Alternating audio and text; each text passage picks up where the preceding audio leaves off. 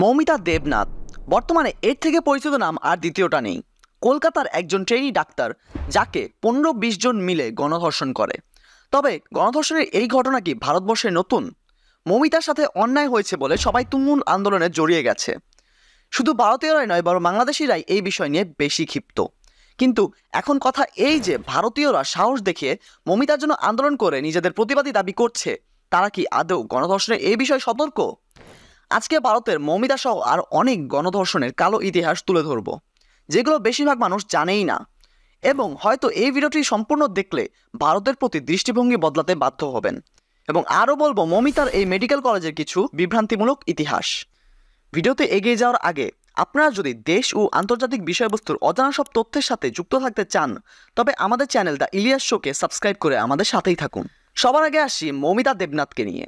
কলকাতার মেডিকেল কলেজের একজন ট্রেনি ডাক্তার, যে কিনা 38 ঘন্টা শিফটের পর বিশ্রাম নিচ্ছিলেন, তখন 12 থেকে 15 জন মানুষ নামক নরপিশাচ এসে তাকে গণধর্ষণ করে এবং তাকে হত্যা করে। তার লাশ উদ্ধার করা হয় অর্ধনগ্নভাবে। তার চোখ দিয়ে রক্তক্ষরণের দৃশ্য দেখা যায় এবং তার শরীর এবং যৌনাঙ্গের অনেক হাড় ভাঙা ছিল।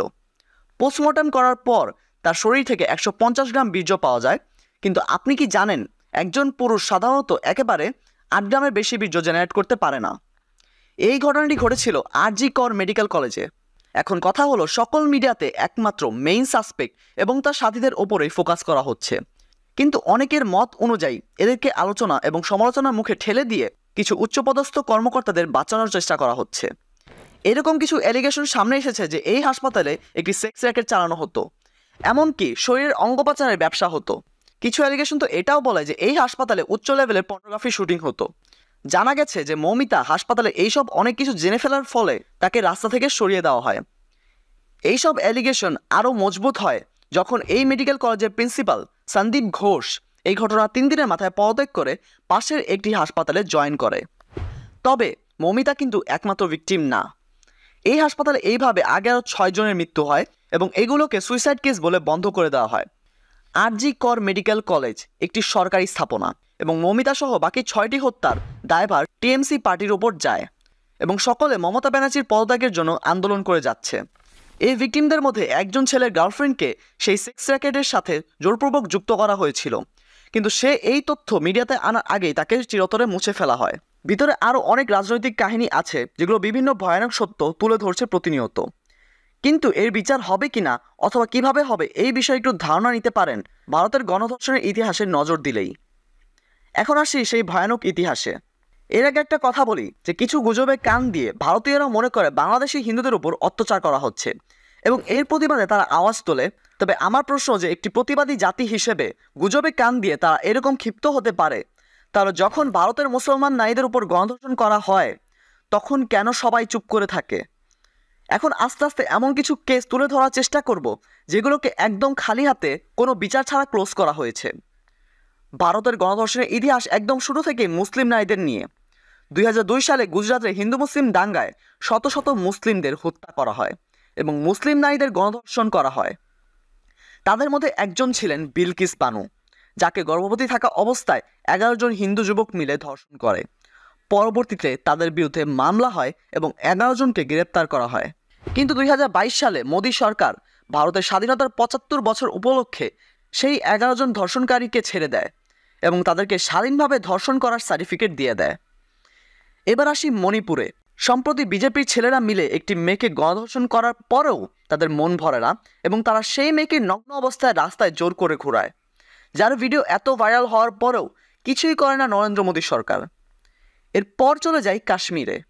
আমাদের প্রতিবেশী দেশের সহজ সরল নম্র ভদ্র সভ্য ভারতীয় হিন্দু 8 জন যুবকেরা 8 বছরের একটি বাচ্চা মেয়ে যার নাম আসিফা বানু, তাকে অপহরণ করে মন্দিরে আটকে রাখে টানা 1 সপ্তাহ। আমাদের অতি ভদ্র এই বন্ধু রাষ্ট্রের 8 জনের মধ্যে 4 জনই ছিল পুলিশের সদস্য। তারা টানা এই 1 সপ্তাহ এই বাচ্চা মেয়েকে গণধর্ষণ করে। 10 জানুয়ারি আসিফার মা তাকে মাঠে পাঠায় তাদের ঘোড়াকে বাসায় নিয়ে আসার জন্য। তবে ঘোড়া ফিরে আসলেও আসিফা আসে না। 2 দিন পর পুলিশের কাছে গেলে তাদেরকে বলা হয় যে আসিফা কোনো ছেলের সাথে ভেগে গেছে। জি হ্যাঁ, আপনি একদম ঠিক শুনছেন। কোনো রকম ইনভেস্টিগেশন ছাড়াই তারা এই প্রতিক্রিয়ার মাধ্যমে বিষয়টি এড়িয়ে যায়। হয়তো তখনও আসিফা নিজের বাবা মাকে চিৎকার করে আর্তনাদের সাথে ডাকছিল, কিন্তু তার সেই আর্তনাদ কেউ শুনতে পায়নি, কারণ সেই নরপিশাচেরা তার মুখ আটকে দিয়েছিল।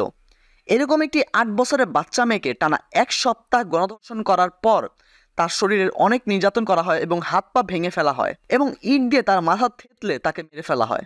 এখন অনেকে বলবেন যে সবাই তো খারাপ না, কিছু মানুষদের কারণে ভারতীয়দের কেন দোষারোপ করছেন? আসলে এখানেই শেষ না।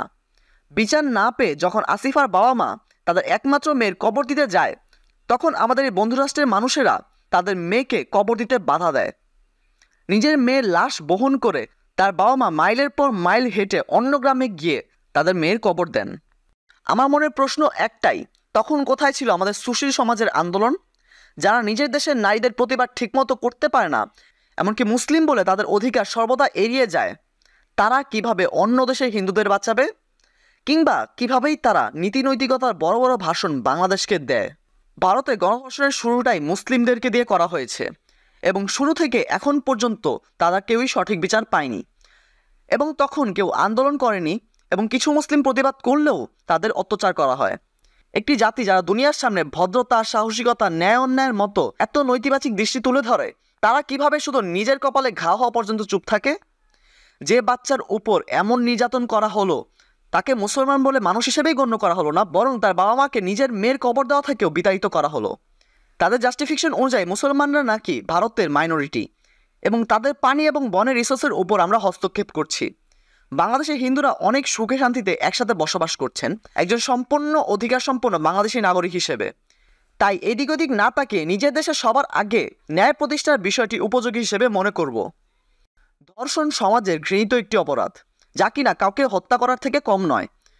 একজন সুস্থ স্বাভাবিক মানুষ কখনো ধর্ষণের কথা মাথায় আনতে পারে না, এমনকি একটি সভ্য জাতি কিংবা সভ্য সরকার কখনো কোনো ধর্ষণকারীর উপযুক্ত শাস্তি প্রদান না করে তাকে মাফ করতে পারে না।